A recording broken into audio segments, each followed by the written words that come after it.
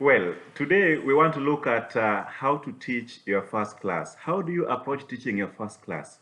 On successful completion of this talk today, you should be able to have developed some confidence in teaching your first class, especially in higher education. You should also be able to have identified and developed some strategies that you can use to plan, facilitate, and reflect on your first class with an emphasis on student-centered teaching. So I believe that the first day of class is the most important class of the entire term. You know, the first day of class tends to set the tone for everything that follows. On the first few days of class, students will be forming their impressions of you as well as the course itself. And this impression may be very much important than much of what you do later. And so on the first day of our class, we need to kind of foster a sense of community in the classroom and make a very strong start. The first class should be giving you an understanding of who is taking you in your unit and what their expectations are. So good teaching and learning, therefore, are linked to students' experience of what we do as teachers. And we cannot teach better unless we are able to see what we are doing from their point of view as consumers of what we are giving. So the first class sets the tone for the semester, and it indeed makes the semester count. So it should be upon us as teachers that we must ensure we give it a very good start. If you reflect on your experience as a student from your first class, you probably wanted to see that the teacher was interested in the subject that you are teaching and interested in you as students. Now, it's very important that you get the students to be familiar with the requirements of the unit, as well as appear you yourself as a teacher. You should be appearing approachable and helpful to, create a sense of community, in the students. So the first start class is a big deal. You want to give your students a taste of the engaging intellectual journey that they will undertake with you in the coming weeks. So how you may want to even ask yourself as someone going to teach the first class whether you are really prepared. Okay, are you really looking forward to meeting your students? Are you excited about what the unit and how you have planned it? Okay, do you know something about the learning management systems that you're going to use? Are you confident that you can answer questions from the students about the general content areas of the unit and maybe how it will be taught? Can you tell the students how best to get in touch with you? I mean, if they have any questions like your office time, do you know where the classroom is? And are you comfortable about the way the classroom arrangement has been done? Are you worried about the students as the students' sitting plan? Okay? Are you worried about learning their names? It's very good. It's very important that you learn to master the student's name starting day one. It really helps create your teaching presence and also solidify your social presence in class. So are you really sure what your students already know and how much background they already have? Like you want to know the prior learning that they already have. Are you concerned that your students will ask questions about the course or the college that you're teaching in that you may not know? So it's very important that we are able to answer some of these questions.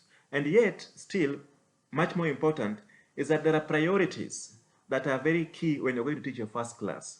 First one will be excellent knowledge of the content that you're going to cover. Second one will be making that content interesting and engaging to the learners. And also the third one, to me, will be connecting with the students so that there is, you onboard them to take the learning journey with you. So really consider the first day as your best opportunity to spark students' curiosity and invite them to this fascinating intellectual journey. Now, by establishing interactive expectations from the onset, day one, you will be providing a framework for these students to, acclimatize in this new environment, helping them to understand that learning is not really a passive activity.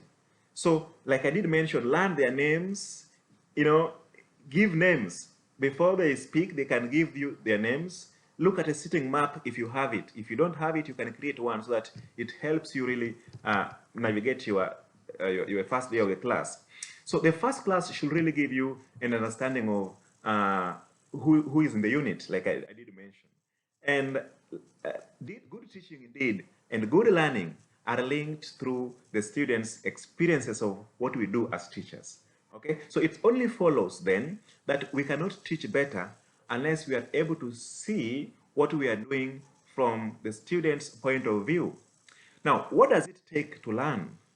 Now, what does it require to support and encourage learning?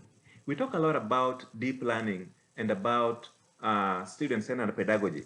And we have research and mounting evidence continues to suggest that unless the teacher is, is involved in kind of creative pedagogy, learner-centered pedagogy, very little learning will take place. So when I talk about student-centered pedagogy, we are focusing on students' understanding and helping them achieve the learning outcomes. So the teacher should be able to support learning and focus on what the students are doing, because then learning will become collaborative. It's more of an activity or collaborative activity between the learners and the teacher. Now, it's very, very important, therefore, that we plan our first class intentionally. So planning your first class really will help you ensure that you think about the logistics of running your class and you give real thought to the learning space, familiarization with it, the physical virtual room, the equipment that you may need, the learning management elements that I talked about. You may have to think about, give a thought to the administration of your class, like the unit coordinator's requirement, the unit outline, finding out information about your students, their previous unit evaluation results, your role in the learning management system, or the classroom, your role in the unit, and the supporting relevant policies.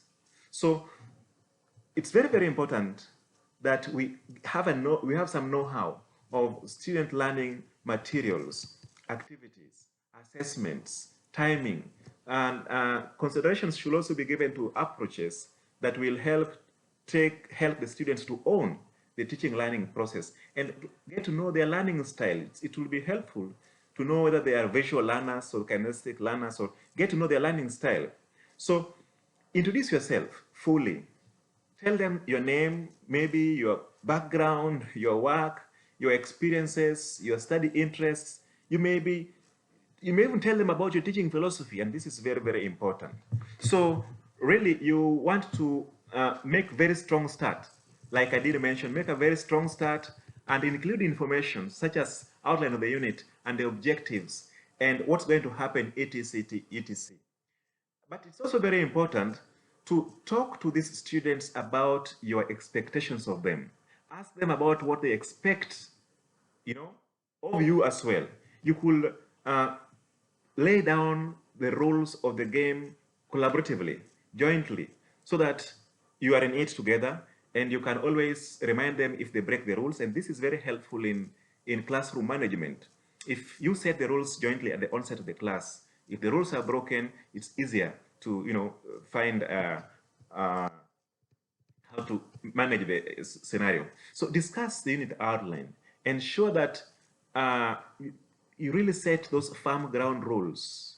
Okay, things around punctuality, academic integrity, attendance, gadget or device usage, and so on and so forth. Now, you may want also to talk to them about the choice of textbook or readings that they will be doing this semester, and the relationship between these readings and the lecture plan or the subject or the discipline. And I didn't mention, but you could also use this first day to help do curriculum mapping, help shed lights on gray areas of the mapping of the curriculum. Now, you may want to talk about the graduate attributes and map them with the learning outcomes, map them with the core values of the university. Map them with the regulating agencies in case you have like maybe engineering Australia may have some mappings that you may want to do in class with your students. And so it's very, very important that you do you walk them through this mapping so that they are able to see the kind of assessment breakdown and how the assessment, the timelines, fall in place, and, the grading structure, and so on and so forth. But having gone through this as a teacher, you may equally want to ensure that the first day goes successfully, and then at the end of the day, you may want to reflect on your teaching. Okay? When I talk about this, I want to put it like you do an intentional, deliberate thinking about action that you took in class with a view to its improvement. Okay? So you may want to think about maybe using your students' eye if you want to ask them how the class went. You want to use your own experience, what went wrong or what went right, or what you think you may need to improve.